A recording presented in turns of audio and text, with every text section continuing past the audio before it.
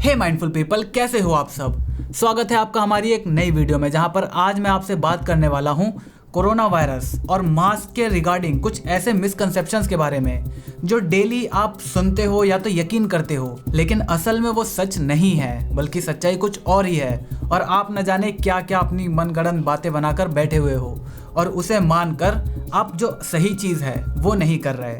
तो चलिए बिना किसी देरी के वीडियो को हम स्टार्ट करते हैं। नंबर 1, बहुत सारे लोग आज इस बात से कंफ्यूज हैं कि यार वो लोग अगर कोई मास्क लें तो गारंटी क्या है कि जो मास्क है वो उनकी बचाव करेगा, मतलब कैसे वो कोई मास्क को सेलेक्ट करें।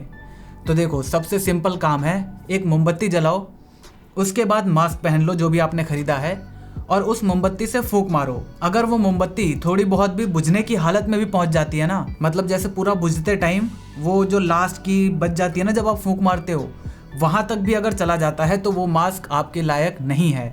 आपको उसे तुरंत या तो रिटर्न कर देना चाहिए या फिर दूसरा मास्क लेकर आ जाना चाहिए। मिथ नंबर 2, और ये बहुत बहुत ज़्यादा फनी और मतलब डिस्गस्टिंग एक तरह से मिथ है। लोग सोचते हैं कि यार ये जो मास्क बने हैं ये भी कॉटन के बने हैं और हमारे जो पैंट्स होते हैं, हमारे जीन्स होते हैं, वो भी कपड़े के बने होते हैं। तो अगर कोई फाट मारता है तो वो तो हमारे पैंट के थ्रू, हमारे अंडरवियर के थ्रू बाहर निकल जाता है। तो ये मास्क जो है वो भी कॉटन के ही हैं, तो ये कोरोना वायरस से कैसे बचाएगा हमें, मतलब ये कैसे हमें कोरोना से प्रोटेक्ट करेगा। तो देखो, आप जो भी अपनी स्क्रीन पर देख रहे हो, ये है एक फाट में जो मॉलिक्यूल्स होते हैं वो उसका साइज, और अगर हम इसे कोरोना वायरस से कंपेयर करें तो ये देखो, ये है एक कोरोना वायरस और ये है वो ड्रॉपलेट जिसके अंदर वो वायरस कैरी होकर रहता है। तो आप देख रहे हो कि एक वाटर मॉलिक्यूल जो कि कोरोना वायरस को कंटेन करके रखता है, जिसके अंदर कोरोना वायरस ट्रांसमिट होता है, वो मॉलिक्यूल कितना ज़्यादा बड़ा है इन कंपैरिजन टू जो हमारा फाट होता है उसके जो मॉलिक्यूल्स हैं। तो ऑब्वियसली हमारे जो फाट के मॉलिक्यूल्स हैं वो आसानी से हमारे पैंट्स, हमारे जीन्स के थ्रू ट्रेवल कर सकते हैं, लेकिन ये जो कोरोना वायरस है ये हमारे मास्क के थ्रू इतने आसानी से ट्रेवल नहीं कर सकता। और इसी को आगे बढ़ाते हुए मिथ नंबर 3 ये है कि बहुत सारे लोग ये मान रहे थे कि जैसे ही गर्मियाँ स्टार्ट हो जाएंगी वैसे ही कोरोना खत्म हो जाएगा। तो कैसे लोगों तक ये बात पहुंची कि मतलब गर्मियाँ आते ही कोरोना मर जाएगा। तो देखो, बात ऐसी है कि जितने भी ये वायरस होते हैं ना, वो हमारे शरीर के बाहर जिंदा नहीं रह सकते। अगर उन्हें शरीर के बाहर जिंदा रहना है तो उन्हें जो एक वाटर ड्रॉपलेट्स होती हैं, मतलब जैसे मैं अभी बोल रहा हूँ तो मेरे मुंह से भी लगातार वाटर ड्रॉपलेट्स निकल रही हैं, तो इसी तरह इन्हीं ड्रॉपलेट्स के अंदर वो वायरस जिंदा रह सकता है। अगर उसे जिंदा रहना है हमारी बॉडी के बाहर, हमारी बॉडी में बहुत सारा लिक्विड है जिसके थ्रू वो जिंदा रह सकता है, लेकिन एक एटमॉस्फेयर में जिंदा रहने के लिए उसे वाटर मॉलिक्यूल की लेयर चाहिए ही चाहिए। और जैसे ही गर्मियाँ आ जाएंगी वैसे ही हमारे एटमॉस्फेयर में जो प्रेजेंट मॉइस्चर है वो काफी कम हो जाएगा, जो मतलब जैसे हम कुछ बोलते हैं तो वो जो टाइनी ड्रॉपलेट्स निकलते हैं वो बहुत जल्दी इवेपोरेट हो जाएंगे, और जैसे ही उस वायरस के अंदर से वो प्रोटेक्शन लेयर उसकी हटती है मॉइस्चर की, वैसे ही वो वायरस बिल्कुल मर जाएगा। और यही चीज़ थी जो लोगों ने इस बात में कन्वर्ट कर दी कि जैसे ही गर्मी आएंगी वैसे ही वायरस अपने आप मर जाएगा। तो नहीं, ऐसा बिल्कुल भी नहीं है। हाँ, वो एटमॉस्फेयर में ज़्यादा देर तक जिंदा नहीं रह पाएगा, लेकिन वो ट्रांसमिट तो हो ही सकता है। मिथ नंबर 4, बहुत सारे लोग सोचते हैं कि जैसे हम मास्क पहनते हैं तो उसकी वजह से जो हमारा ऑक्सीजन लेने की एबिलिटी है वो तो कम नहीं हो जाएगी, मतलब कहीं हमारे शरीर में ऑक्सीजन की कमी ना हो जाए, और जो हम सांस छोड़ रहे हैं वो तो मास्क के अराउंड ही रहता है और उसमें मौजूद होता है कार्बन डाइऑक्साइड। तो क्या हमारे बॉडी के अंदर ज़्यादा कार्बन डाइऑक्साइड नहीं बन जाएगी? तो ऐसा बिल्कुल भी नहीं है, क्योंकि जैसा कि मैंने आपको बताया कि फार्ट्स के मॉलिक्यूल्स जो होते हैं वो कितने ज़्यादा छोटे होते हैं एक वायरस के मुकाबले। इसीलिए कितना भी, मतलब आप 6-7 लेयर भी मास्क पहन लेते हो तो ऑक्सीजन के जो मॉलिक्यूल्स हैं वो आसानी से उसके थ्रू ट्रेवल कर सकते हैं और कार्बन डाइऑक्साइड के मॉलिक्यूल्स भी अंदर से बाहर जा सकते हैं। एक फॉरेनर यूट्यूबर है जिसने इसे टेस्ट करके भी दिखाया। उसने 6 मास्क लिए और उसे अपने मुंह में पहन लिया और उसके बाद उसने अपना ब्लड ऑक्सीजन लेवल चेक किया, तो पहले और मास्क पहनने के बाद दोनों में ही किसी भी तरह का कोई भी अंतर सामने नहीं देखने को मिला। मिथ नंबर 5, अगर आपको कोरोना वायरस से बचना है तो आपको N95 मास्क ही लेना पड़ेगा। जो सर्जिकल मास्क आते हैं वो किसी भी काम के नहीं है। तो ये मिसकंसेप्शन भी पूरी तरह से गलत है।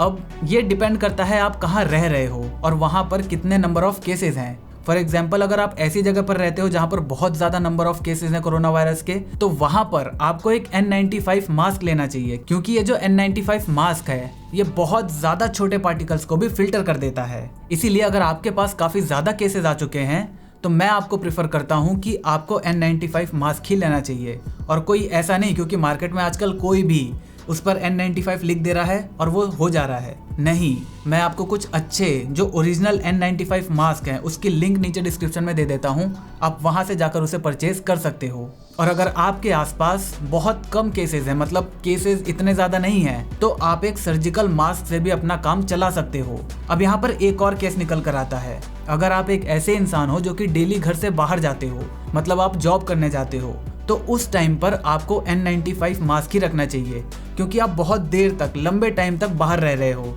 और ये जो N95 मास्क होते हैं ये दोबारा यूज़ करने लायक होते हैं। और अगर इन केस आप एक N95 मास्क अफोर्ड नहीं कर सकते, या फिर कुछ लोग हैं जिनको N95 मास्क पहन के बहुत ज़्यादा उलझन महसूस होने लगती है, मतलब अजीब अजीब सा उनको चक्कर से आने लगते हैं, तो वो लोग सर्जिकल मास्क यूज़ कर सकते हैं। लेकिन यहाँ पर एक कंडीशन है, अगर आप एक सर्जिकल मास्क यूज़ करते हो और आप घर से बाहर रहते हो, तो आपको एक बात ध्यान रखनी चाहिए कि ये जो मास्क हैं इनकी लिमिट 6 घंटे से ज़्यादा नहीं होती।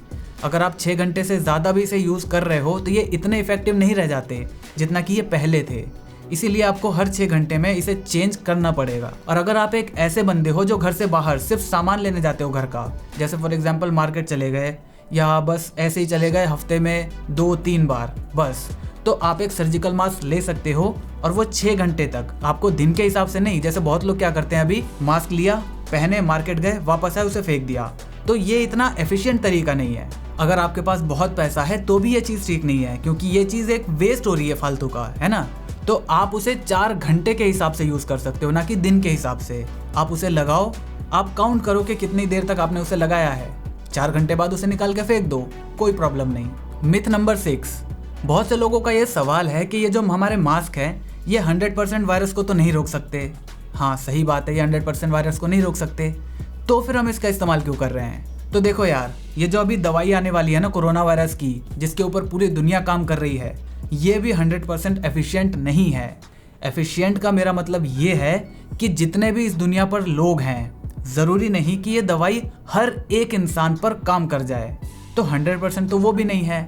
इसीलिए ये मतलब मास्क लगाना is one of the precautions. जैसे हम सोशल डिस्टेंसिंग कर रहे हैं, हम मतलब एक दूसरे से दूर रह रहे हैं जितना हो सके, हम घर से बाहर नहीं निकल रहे, हम अपनी हाइजीन को मेंटेन कर रहे हैं, हम जैसे ही बाहर से घर आते हैं सबसे पहले हम अपने हाथों को धोते हैं। तो ये सारी चीज़ें एक एक करके एडअप होती हैं हमारे प्रिकॉशंस के लिए, और ये सारी चीज़ें इफेक्टिवली काम कर भी रही हैं। आज जैसा कि हमने कोरोना को कंट्रोल कर रखा है, अब आप बोलोगे कि यार दिन के 50,000 केसेस आ रहे हैं, ये कोई कंट्रोल करना हुआ?